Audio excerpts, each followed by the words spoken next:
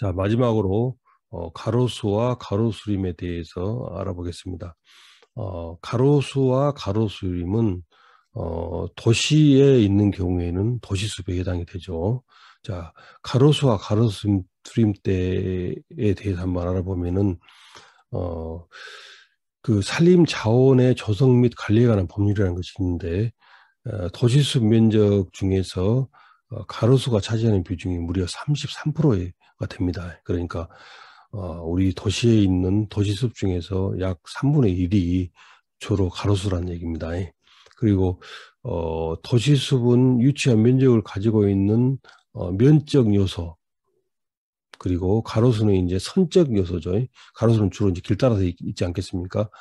그래서 이제 도시 내에 있는 섬처럼 격리되어 있는 도시의 숲들을 연결하는 아주 중요한 역할을 하죠. 그리고 도시 내 녹지축 조성의 근간이 됩니다. 지금 이제 대부분의 이제 그 우리나라의 그 도시 안에 있는 그 가로수들은 보통 한 열로 심어져 있죠. 그래서 이제는 2열 이상으로 조성을 해야 되고, 또 그 밑에는 말하자면은 층을 이룰 수 있는 감목을 심어서 조류라든가 또 소형 포유 동물들이 서식할 수 있는 그런 역할을 해줘야 됩니다. 과거에는 어떻습니까? 은행나무만 심고 말았지 않습니까? 그러나 지금은 이제 은행나무와 은행나무 사이에다는 또 은행나무보다 좀 키가 적은 걸 심고, 또 그 은행나무 밑에다는 이제 키가 적은 관목이라든가 떨기나무를 심음으로 해서 어떤 그 생태적인, 비록 도시지만은 생태적인 그런 여건을 만들 수 있다는 얘기가 되죠. 어, 그런 층 구조를 이루자는 거죠. 복층 구조. 이 가로수의 기능은 뭐 다 아시겠습니다만은 쾌적한 그런 환경 조성을 해주고요. 그 다음에 뭐 또 그 햇빛을 차단시켜준다든가, 뭐 이런 바람을 막아준다든가, 이런 기능을 통해서 이제 미세 기후 조절 효과가 있고요. 그 다음에 무엇보다 중요한 것은 뭐 가로수도 도시 숲이다 했지 않습니까? 이런 나무들이 가지와 잎을 통해서 요즘에 큰 문제가 되고 있는 미세먼지를 흡착시켜줘 가지고 저감시켜주는 그런 말하자면은 기능을 가지고 있죠. 그리고 뭐 나무가 있다는 그 자체만 하더라도 도시를 아름답게 해주는 그런 기능이 있죠.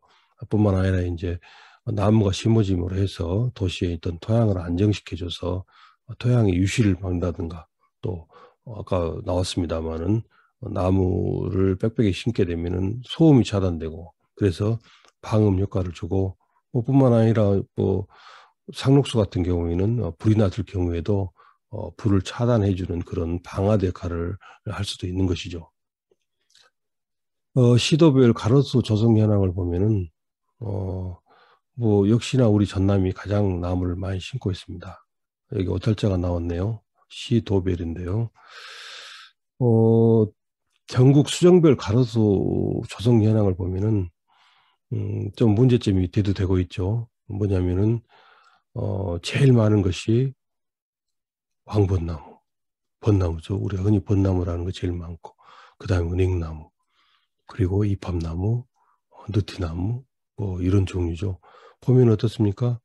어, 우선 심어서 관리하기가 쉽고, 또 어떤 특별한 특정 지자체에서 그 나무를 심어서 좀 재미를 봤다 그러면 벤치마킹해서 따라 심는 거죠. 그리고 또 어떤 나무들은 관리에 용이하기 때문에 아주 뭐, 뭐 예를 들자면은 뭐 벚꽃 축제가 뭐 진해에만 있는 거 아니지 않습니까? 전국적으로 벚꽃 축제 하잖아요.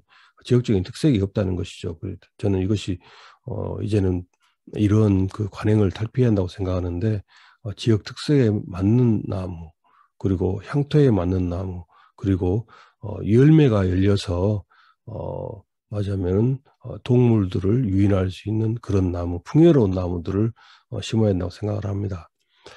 우리나라 가로수님의 문제점을 보면은 전국 가로수가 뭐 한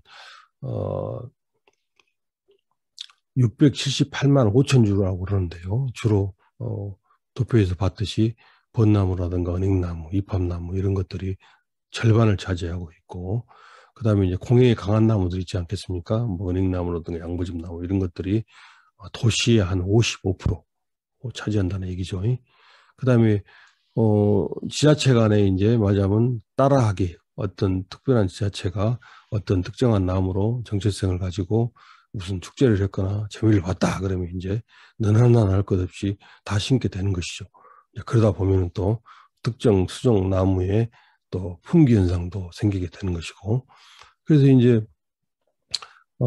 뒤에 한번 제가 언급하겠습니다마는 후박나무 같은 경우는 굉장히 추위에 약한 나무죠. 그래서 제가 알기로는 거제도에서 처음 가로수로 심은 걸로 알고 있는데 어, 거제도 같은 경우는 어느 정도 적응이 가능한데 일부 지역은 후박나무가 내한성이 아주 떨어지기 때문에 상당히 많이 고사를 한 그런 사례가 있습니다. 왜냐하면은 이거 뭐 어떤 뭐 지하철에서 심으니까 따라서 심은 거죠. 그런 기후 풍토를 생각하지 않고 그다음에 이제 가로수를 맞으면은 체계적으로 관리할 수 있는 그런 인벤토리가 부재하다. 그런 것도 문제점이라고 생각합니다. 가로수 인벤토리는 쉽게 말해서 가로수의 뭐 호적 등본, 주민등 등본이라고 할 수 있을 것 같습니다. 가로수의 뭐 식재라든가 유지 관리, 제거 등 이런 관리자가 지능적인 의사결정을 할 수 있도록 정보가 담긴 그런 이제 현황을 말하는 것이거든요. 그래서 이제 인벤토리가 있으면은 나무에 이제 맞으면 관리가 용이한 것이죠. 어떻게 치료할 수 있는 나무라든가 제거가 필요한 나무 성목을 유치를 확인하는 데도 필수가 되겠고, 그 다음에 인벤토리에는 이제 부지 명세서, 수목 명세서 이런 것들이 있기 때문에 나무가 있는 위치뿐만 아니라 나무가 어떤 환경 속에서 자라고 있는지, 적정한 요소인지, 적정한 위치인지 이런 것도 우리가 알 수 있습니다. 그래서 가로수 인벤토리는 가로수 집단의 뭐 과거, 현재, 미래의 기준이 되는 말하자면 그런 그 주민등록 등본 말하자면은 정보의 총합이라고 할 수 있으니까 이런 가로수 인벤토리를 도입을 해서 우리나라 가로수를 말하자면 체계적으로 관리하는 것이 필요하다.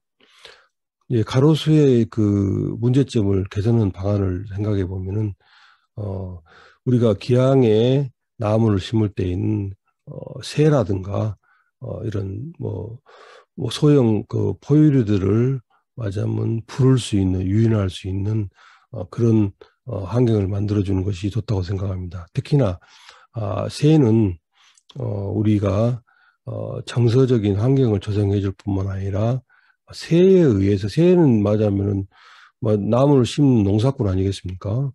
어, 새에 의해서 맞으면 종자가 산포가 될 수 있기 때문에 도시숲이 식생이 더 풍요로워지고 더 확장될 수 있죠. 그리고 새들은 나무에 해를 주는 이런 곤충들을 먹이로 하기 때문에 뭐 친화적인 자연 친화적인 그런 뭐 살충제 맞으면 또 될 수 있는 것이죠.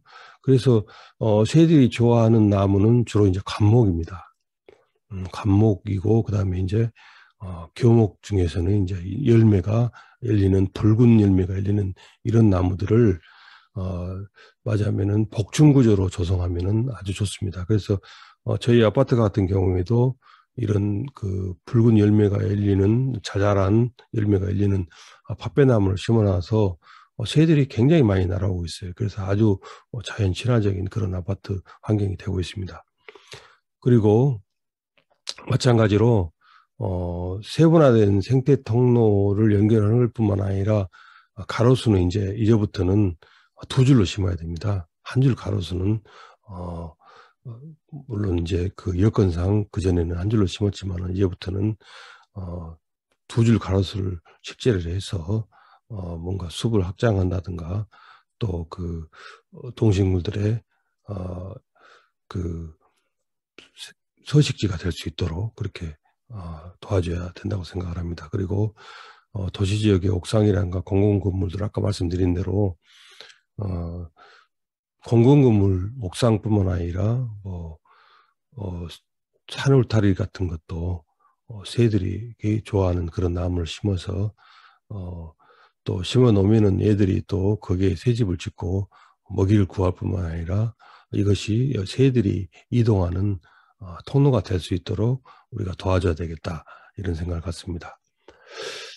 그다음에 이제 가로수의 조성 방안은 아까 말씀드린 대로 그 난대숲에 북산과 관련지어서 드리는 말씀인데, 기후 변화에 따라서 난대성 상능 환렵수가 확대되고 있습니다. 이것은 피할 수 없는 것입니다. 그래서 우리는 이것을 오히려 적극 가로수 조성에 활용을 해야 되고, 또 이를 계기로 해서 가로수 수종을 다양화할 필요가 있습니다. 가로수에 적합한 나무는 앞서 살펴봤듯이 참나무과의 상록 화렵수 중에서 가시나무라든가 종가시나무라든가 불가시나무, 그리고 아예나무, 굴거리나무, 또 동백나무, 이런 나무들은 추위에도 강하고 말하자면 공해에도 강해서 가로수로 조성했을 경우에 1년 내내 푸를 뿐만 아니라 병충해도 강하고 굉장히 좋은 말하자면 숲이 될 수도 있습니다. 그리고 생울타리에 적합한 나무들이 있는데, 뭐 깡깡나무라든가 강나무라든가 목소리라든가 동백나무, 사스리프이나무라든가 또 뭐 중국에서 도입된 홍가시나무라든가 또 꽃댕강나무라든가 사철나무라든가, 이런 것들은 지금 이제 우리가 그 단독주택이라든가 강공서에 이제 담으로, 콘크리트 담으로 조성이 돼 있는데, 이런 데를 밀어 털어내고 이렇게 생울타리로, 말하자면 산울타리로 조성하면은 숲이 확장이 될 수가 있다라고 생각을 합니다. 다만 이제 가로수로 적합한 나무 중에서 후박나무나 먼나무는 추위에 굉장히 약하기 때문에 피해야 될 것 같고요. 그 다음에 생울타리로서는 돈나무도 굉장히 뭐 남부지방에서는 좋지만은 조금 올라가면은 추위에 아주 약하기 때문에 적응하기 어려울 것 같습니다. 다음에는 이제 벽면 녹화에 적합한 나무 중에는 멀꿀이라든가 마닥줄이라든가 송악이라든가 줄사철나무 등 우리 뭐하자면 전통적인 이런 남부 수종이 있는데, 이런 것들을 벽면에 녹화하면은 보기도 좋을 뿐만 아니라 여름에 건물의 온도를 낮춰주고 그늘을 만들어주고, 또 이런 그 조류라든가 소 그 포유류라든가 이런 동물들이 유인할 수 있는 그런 방법이 될 수 있다고 생각합니다. 앞서 난대성 탕 환렵수의 활용에 대해서 말씀을 드렸는데, 제가 관찰해 본 결과 굉장히 추위에 강한 나무가 이번 강추위에 나타났습니다. 1월 달에 54년 만에 강추위가 있어서 영하 14도까지 떨어진 걸로 알고 있는데요. 보니까 먼 나무하고 또 후박나무가 가장 추위에 약했습니다. 먼 나무 같은 경우에는 이렇게 잎이 다 지고 그랬는데, 죽은 나무는 별로 없었습니다. 우측의 사진입니다. 이렇게 보면은 가지가 고사해서 수영이 맞으면은 뭐 엉망이 된 거죠. 그래서 원래 수영을 유지할 수 없을 정도로 가지들이 고산했지만은 다행히 죽지는 않았어요. 그런데 아래쪽에 제일 우측 그 사진을 보면 이것은 이제 후박나무인데, 후박나무는 상당히 고사한 개체수가 많았어요.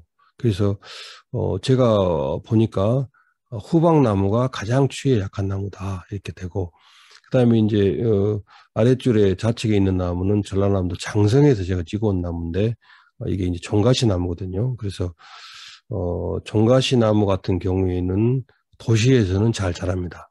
강주에서도 잘 자라요. 그런데 도시가 아니고 농촌 지역에서는 뭐 도시 열섬 현상이 없어서 그렇겠지만은 이렇게 극한 온도에서는 고사할 정도로 이번 추위가 강했겠지만요, 이런 현상이 있었습니다. 그래서 원래 이제 먼나무 같은 경우는 제주도하고 완도 보길도가 고향이지 않겠습니까? 열매가 아름답다 해서 이제 많이 심었는데, 이것들을 대도시에 그 열섬 현상이 있는 곳을 제외하고는 적용하기 어렵다. 그리고 후박나무는 심을 때 상당히 그런 그 기온을 고려해야 되고 만약에 심었을 경우에는 월동 대책이 필요하겠다라는 생각을 가지고 있습니다. 자, 여기까지 기후변화와 도시숲에 대해서 함께 알아보는 시간을 가졌습니다. 기후변화가 지구를 크게 위협하고 있습니다. 우리 세대에서는 뭐 그동안에 우리가 풍요로운 인생을 누릴 수가 있었지만은 우리 미래 세대는 우리가 뿌려놓은 이산화탄소 때문에 정말로 암울한 미래가 기다리고 있습니다. 지금부터서라도 우리가 숲을 확장하고 욕심을 줄여서 소비 생활을 우리가 줄여가지고 이산화탄소를 저감을 해서 말 그대로 탄소 제로 시대를 만들어서 지구 온도가 1.5도 이상 넘지 않도록 노력해야 되겠습니다. 끝까지 경청해 주셔서 대단히 감사합니다.